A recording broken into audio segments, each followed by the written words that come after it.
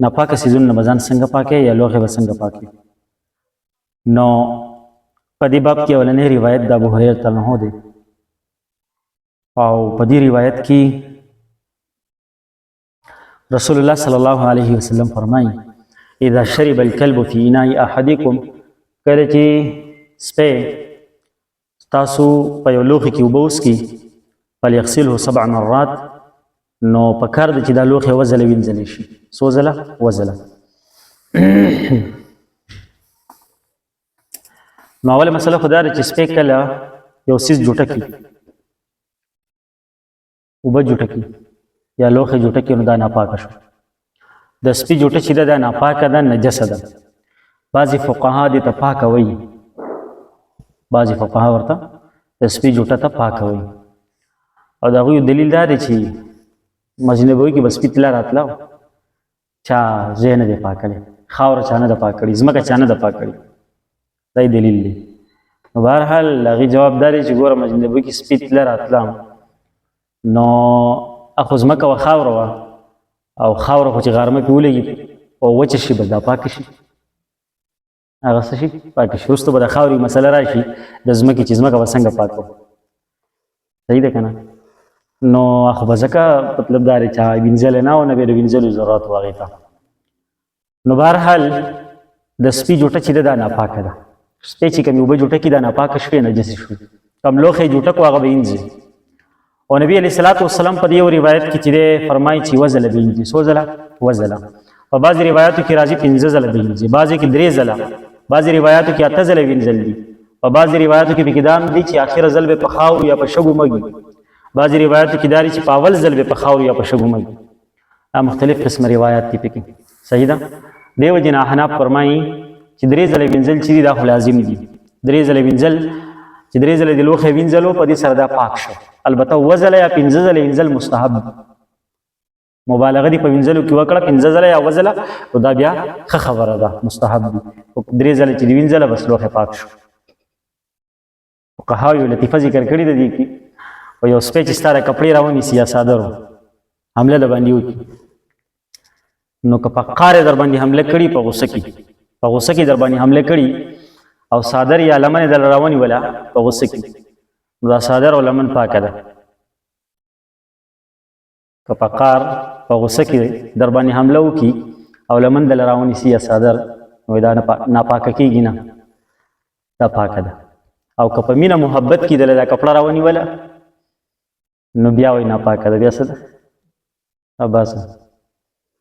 د دې وجه دا ده چې دا سپی کله په غوسه کې حمله کوي که نه نو دغه وخت کې د دې دا خوله وچې غوسه کې سړی د انسان هم خوله وچېږي که نه لاړې پکې وچې شي په غوسه کې. او دویم دا چې په غوسه کې دی د غاښونو استعمال کوي د ژبې یا د شونډو استعمال کم کوي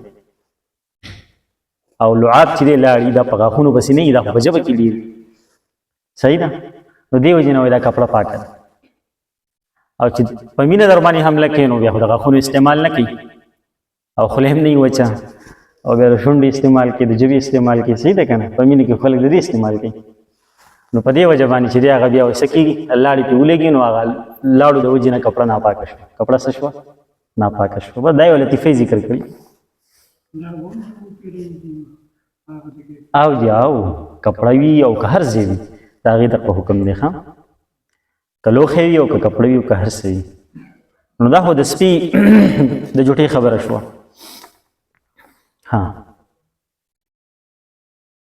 ورپسې چې کم دی نو بیا کم روایت دی 3 نمبر روایت ته ګورئ 2 نمبر وعنه قال قام اعرابي ابو هريره عنه روایت دی چې یو اعرابي باندې چې راپاسېدو فبال فی المسجد او په جومات کې څه وکړه میچاج وکړې باندې چې راغی په جومات کې مسجد نبوي کې میچاج وکړې نو فتناوله الناس نو خلکو دې راونیولو په ژبه کې په خوله کې لکه خبرې مه کوه څه کې څه کې په جومات کې میچاج یعنې په خبرو کې راونیول حملې پلې پلاسو نښه نو فقال لهم النبي صلى الله عليه وسلم نبي عليه السلام دې خلکو ته ووي دعوه پرېږدئ دا ولې ورته اوازونه کوئ اوس هغه میچاځې شروع کړي دي چې تاسو پې اوازونه کوئ چې په منډه کې جو هغه اول به لږ ځای څښا کېږي بیا به ښه ډېر ځای څښا شي بل دا چې هغه سیم شروع کړي دي چې تاسو په اوس आवाज وکړو د एकदम ودرې دا مچاځي ودرې نو په دې سره انسان کې یعنی نقصانات پیدا کیږي بیماری پیدا کیږي مچاځي راټینګول ایثارول د ډېر وخت پورې دا خو نقصان دی کنه دا خو بیماری پیدا کوي نو ځکه نبی علیه السلام چې شروع کړي دي بس بیا پرېږدئ ها بیا ورته وحریق علی بوله کوم ځای کې چې دا مچاځي کړي دي بس په هغې باندې واړوئ سجلا من ماء او ذنوبا من ماء یو بالټۍ اوبه پرې واړوئ بس هغه ځای به پاک شي بیا نبی علیه السلام فرمایي چې فانما بعثتم میسرین یقینا تاسو رالیږلې شوي اساني پیدا کوونکي ولم تبعثوا معسرین او مشکل پیدا کوونکي او ګرانی پیدا کوونکي او تنګي پیدا کوونکي نه یې رالیږلې شوي لہذا په چا تنګي مه کوئ نو دا یو باندې چې و هغه د جومات د آدابونه نه و خبر دیهاتی و که نه هغه ټیم صحرا کې چې کوم خلک اوسېده خوا شاته کلو کې نو هغې ته به عربي وي باندې چې نو جومات د آدابونه خبر نه و بس راغلی و دین یې زده کوو ولاړو جو بس یک ول ورغلی یو سیلک سیټه شوی و استیرا پرېښی دی په جومات کې که نه نو مسجد نبوي او فرشونه خو نه و خاورې وي ځمکه وه وچ کچه ځمکه وه نو بس په هغې باندې کړي دي نو اوس دا خو هغه واقعه شوه که نه دې کې یو نکته خو دا شوه چې ګوره جومات کې که څوک داسې ورانې مرانې وم کي نو په دې باندې هغې ته دا یو سړی چې کوم دی باندې چې دې ته بیا وروسته نبي علیه صلات وسلام بیا راوغوښتو ښه په قلا او په طریقې ورته خبره وکړه چې ګوره دا جومات دی دا د الله کور دی او د الله کور چې دی د دې لپاره نه دی چې موږ پکې دا کارونه وکړو د الله کور د دې لپاره چې په دې کې ذکر وشي د الله د قرآن تلاوت پکې وشي مونځ عبادت پکې وشي په طریقې پوه وکړو نو ماشوم رانې وکړي نو ته به ته غوسه کېږې نه پارېږې به ورته نه په صف کې په ټولو په مخ کې بې عزته کړي او بیا سبا منزل نه راځي او تاره مونځ نه کټار کړو دا بیا چېرته هم جومات ته نه راځي توري دي کو د مانځه نه د جومات نه د عبادت نه په طریقه باندې والدین له پکار دي چې ماشومان په طریقه باندې په کور کې پوه کړي یا به جومات کې وختي طور باندې ورانې وکړي بس سیټ ټکي په طریقه باندې د جومات آداب ورته وښيي چې بچي دا د جومات آداب دي نو خو ماشومان چې ورانې به کوي خامخا به کوي چې ماشومان یې ورانې به کوي دا ماشومان فطرت دی چې ماشوم ورانې نه کوي او په ښځه کې نخرې نه وي دا خو بیا فطرت نه آوټ شو دا که نه نو به هر حال یو خو دا خبره شو دویمه دا خبره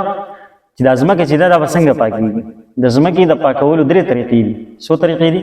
درې طریقې دي په ځمکه باندې چا مچاځي وکړي یا نجس څیز پرېوته ګنده څیز ناپاکه څیز دا ځمکه خو ناپاکه شوه خو د دې د پاکولو درې طریقې دي یو طریقه خو دا ده چې په دغه ځای باندې اوبه واړوه څه پې واړوه اوبه ښه ډېرې اوبه پې واړوه چې د ځمکه کې بیا فرق کړي بعضې ځمکې داسې چې هغه کلکې هغه اوبه نه جذب کوي بعضې ځمکې اوبه جذب کوي نو چې کمې ځمکې اوبه جذب کوي د هغې د پاکولو دا طریقه شوه چې په هغه ځای باندې ښه دوه درې بالټې اوبه واړوه یو بالټۍ پې واړوه لږ صبر ورته وکړو چې دا جذب شي بیا پې نورې واړوه چې هغه جذب شي بیا پې نورې واړوه چې هغه جذب شي بس ځمکه پاکه شوه یو طریقه خو دا د اوبو طریقه شوه دویمه طریقه دا چې دغه ځای کې چې دا کم ځای ګنده شوی دی دغه خاوره راوباسه په بیلچه باندې او دا دغه ځای نه لرې کړو دغه ځای پاک شو دغه ځای د نوره پاکه خاوره راوړه چې جومات وي نو جومات خو به دې ډول نه شي پرېښودی او بیا ټپی که نه نو بس د کومه خاوره چې دې ته ویسته د هغې په ځای نوره پاکه خاوره راوړه او په هغه ځای کې خوره کړه دوه طریقې شوې درېیمه طریقه دا ده که په دغه ځای باندې غرمه لګي پرې خاوره غرمه لګي نو بس پرېږده چې غرمه پې ولګي او دا ځای وچ شي دا ځمکه وچه شوه دا په خپله پاکه شوه چې ځمکه وچه شي دا په خپله پاکه شي دا درې طریقې شوې د ځمکې د پاکولو دا خو ځمکه ده چې کله کچۍ خاوري او چې کله داسې فرش شي لکه دا زموږ د جومات چې دی او په دې منځ کې چا مچاځي وکړي نو بیا به څه کوي په دې فرش باندې د قالین نه وایم قالین مسله جدا ده قالین نشته بس په دې فرش په دې منځ کې چا مچاځي وکړي نو فقها وایي چې د هغې د پاکولو طریقه دا ده چې بس اوبه به راوړي ځان سره به کېږي یو کپړه به په هغې اوبو کې اول به وچه کپړه راوالي د مچاځي ورته راوچي کړي په دې به له پاسه کېږي دا به راوچي کپړه به ویسي پاکه به وینځي په دې اوبو کې بیا لمده کې بیا به راوالي او په دغه ځای باندې به ومږي ښه مضبوطه به پرې ومږي چې د مچاځو دا کوم اثرات دي دا ختم کړي بیا به دا کپړه پاکه وینځي بیا به دوباره په اوبو کې لمده کې او بیا به دغه ځای پې ومږي درېیم ځل به پې بیا ومږي بس دا ځای بیا څه شو پاک شو دا طریقه وایي غلطه ده چې ته اوس په دې ځای کې مچاځي کړي دي او ته مطلب دا دی ټول جومات ورسره ونیسي دې ځای باندې اوبه واړې په ټول جومات کې خواره کړي داسې نه ده پکار د لږ ځي دپاره ها البته که سیټ ته چا کړي کنارې ته یو طرف ته نو بس بیا هغه ټولې وینځه اوبه دې ټولې وباسه هغې باندې دونه اوبه نه خرچه کېږي که نه